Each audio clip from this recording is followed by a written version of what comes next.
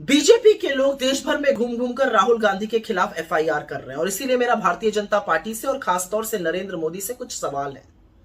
वो किसके लोग थे, वो किसके समर्थक थे, वो किस पार्टी के लीडर थे जिन्होंने पश्चिम बंगाल में पगड़ी पहने हुए एक सिख ऑफिसर को खालिस्तानी बताया था? नरेंद्र मोदी के।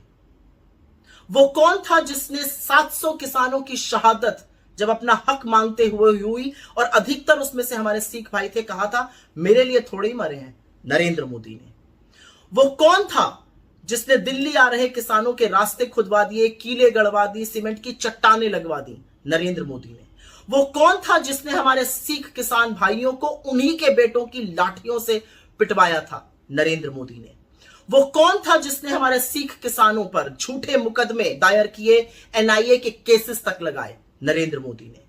वो किसके लोग थे जो हमारे सिख किसान भाइयों को आतंकी, मवाली, गुंडा, पाकिस्तानी, खालिस्तानी तक कहते थे? नरेंद्र मोदी के।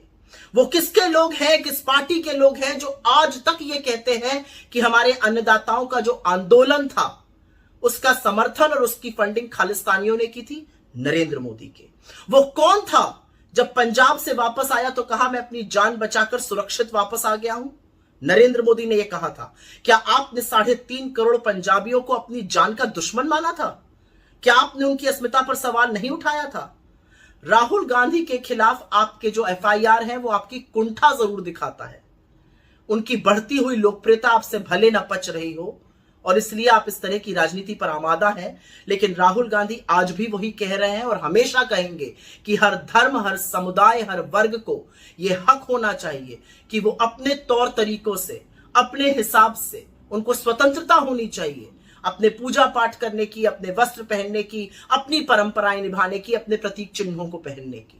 और यह बात इस देश का हर व्यक्ति समझता है, हमारे सिख समुदाय के लोग समझते हैं। आप कितने भी उनके बयानों को काट छाट कर प्रस्तुत करने की कोशिश करिए, राहुल गांधी ने न तब गलत कहा था और वो बार बार ये बात कहेंगे, क्योंकि इस देश में ये हक सबको मिलना चाहिए।